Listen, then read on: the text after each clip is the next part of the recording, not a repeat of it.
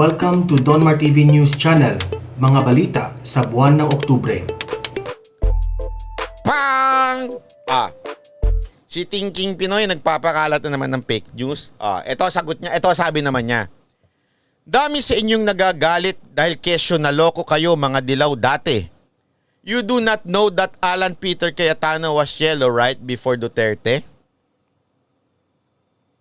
Fake news yan.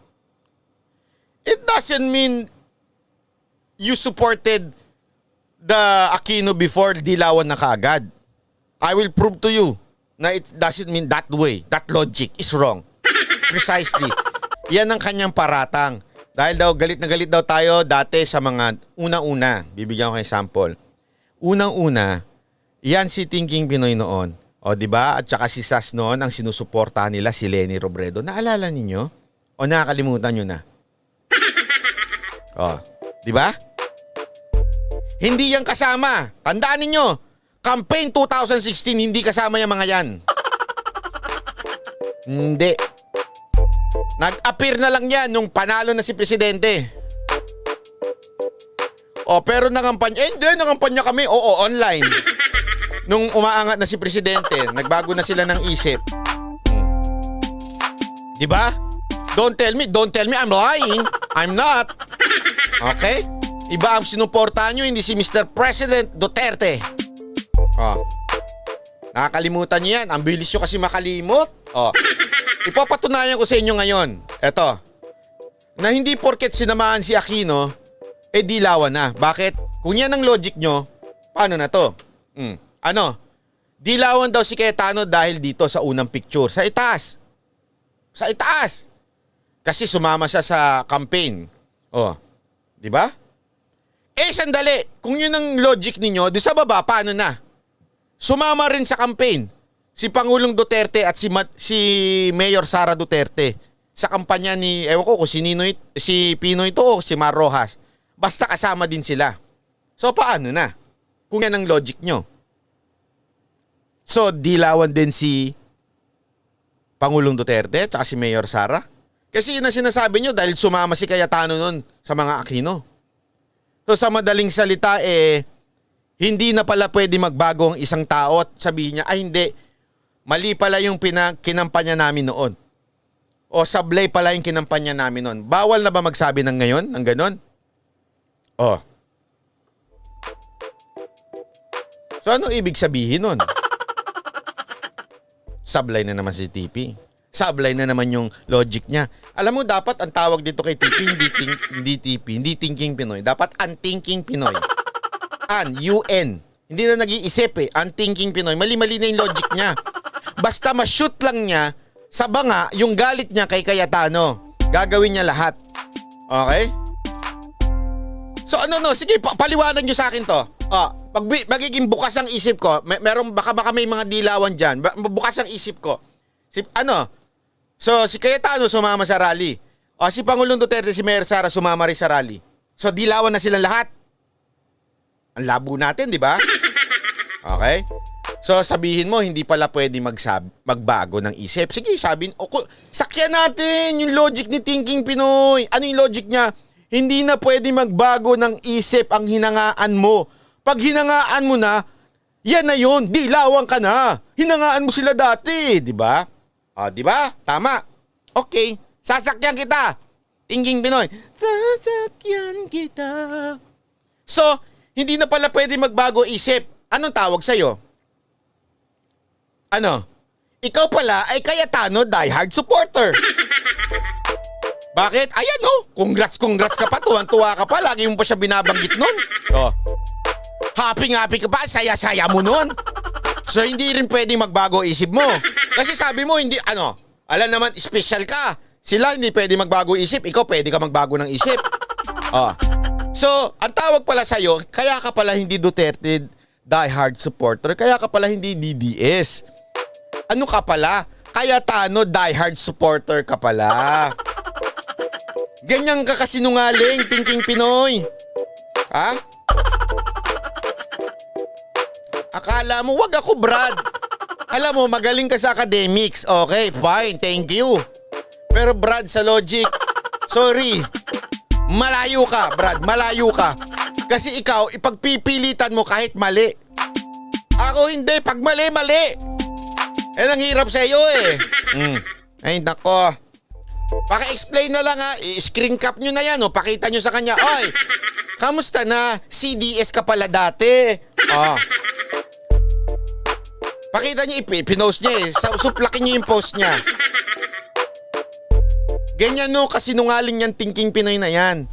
Kasi sundan nga natin yung logic niya eh. Si Cayetano, dilawan kasi sumama sa Liberal Party noon. So si Pangulong Duterte, malamang dilawan din at saka si Sara Duterte. Okay? Ay, hindi.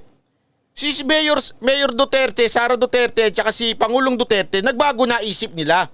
Kaya hindi na sila dilawan. Baka ganun ang sinasabi ni ano. Pero si Cayetano, hindi pwedeng magbago isip niyan. Hindi pwede. Dilawan na talaga yan. Hindi nagbabago isip niyan. Tulad ko. Hindi rin nagbago isip ko. Ayan, So, Cayetano, diehard supporter ka. Ang tawag diyan, ka-plastikan Brad. Ito lang Ako, I will not. Diba, patuloy ko sinasabi sa inyo. Kaibigan, kakilala ko si Speaker Cayetano. Kakilala ko kapatid niya. Kilala ko yung mga tao nasa paligid niya. Kilala ko yun. Inaamin ko sa inyo yun. And I admire Speaker Cayetano. Hindi ko dinideny yun. Okay? Pero pag may mali siya, pinupuna ko yun. Pinuna ko na ilang beses yan, di ba? Nung sa ABS-CBN. Tinalakan ko yan eh. Napanood nyo siguro yun. Ngayon, tinatalakan ko siya. Ano sinasabi ko? Mr. Speaker, patunayan mo na talagang para sa Pangulo ka. Pass the budget.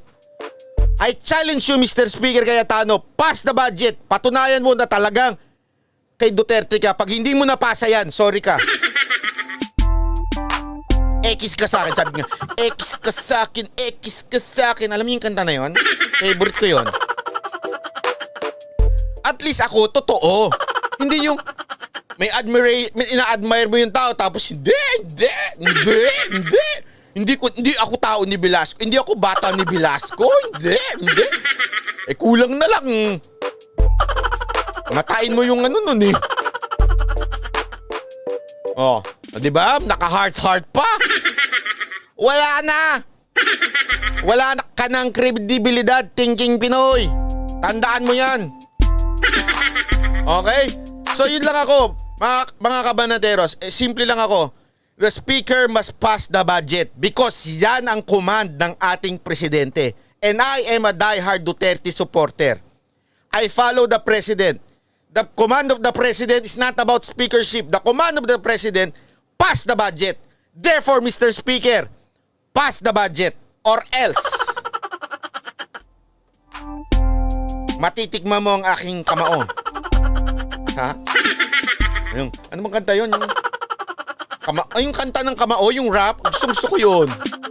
Tiktikman mong kamao. Ganon. Tiktikman mong kamao. Ganon. Finish na. Ganun lang naman kasimple. Problema. Sila, ang dami pa nilang pasikot-sikot. Hindi, kailangan igiit natin speakership. Hindi, kasi kasalanan ni Cayetano. Hindi, kasi ganito. Move on. Ang sundan lang natin kung ano yung sinabi ni Presidente. Pass the budget. Period. Wala akong pakialam sa speakership. Pass the budget. Yan ang command ng ating Supremo. So dapat yan ang sundan. Yun lang. Simple. Kailangan ba mong paliwanag ng paliwanag? Hirap na hirap kayo ipaliwanag yung side ni Velasco, no? Hirap na hirap kayo. Yan ang hirap eh. Hindi katulad. Kaya nga, alam mo, sa totoo lang, naghumanga ako nung nag-sorry si Speaker. Hindi ako umanga kasi batalino siya. Oo, sige, batalino siya. Pero mas humanga ako doon sa sagot niya. Sorry, Mr. President. Yun ang totoo. Kasi kung isipin mo ito, magkadiretsuhan tayo mga kababayan. Sa totoo lang, it seems that the President nilaglag si Cayetano. Bakit? Tingnan mo pagkatapos ng sabihan na ikaw na Cayetano, dire-diretso mo na yan. Gawin mo kung ano yung sa tingin mo tama. Yan ang sinabi niya kay Speaker Cayetano eh.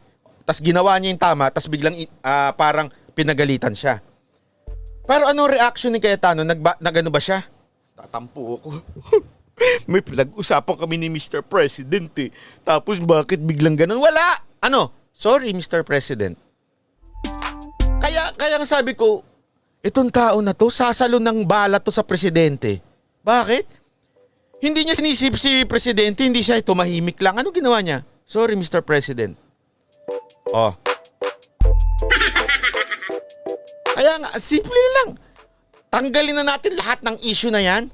Oh, tingnan natin kung ano ang gagawin sa October 14, 15, and 16. Kasi yun yung, tama ba? Yan ba yung session niya? Oh, basta, ewan ko kung yan yung special session kung anong data. Ang alam ko, October 14 to 16 eh. Nagpatawag si Pangulong Duterte ng special session sa 14, 15, and 16. Tingnan natin kung susunod si Velasco at si Cayetano. Si Velasco, you shut up. Cayetano, do your thing and pass the budget. That's the command of the president. Wala nang iba. Hindi. Kaya ako naggawa ng special session para palitan mo, Velasco, si Speaker Cayetano. Ay, baliw ka pala. Bakit? Posible ba yon? Sandali. Hindi. Kaya nga para may pasay, palitan dapat ni Velasco. Hindi. Baliw ba kayo? Alam niyo mangyayari noon? Ano at sino ang unang ipapalit ni Velasco? Sino? Si Ungab. Ibabalik niya, tatanggalin niya si Yap. Sino yun? Appropriation yun. Budget yun.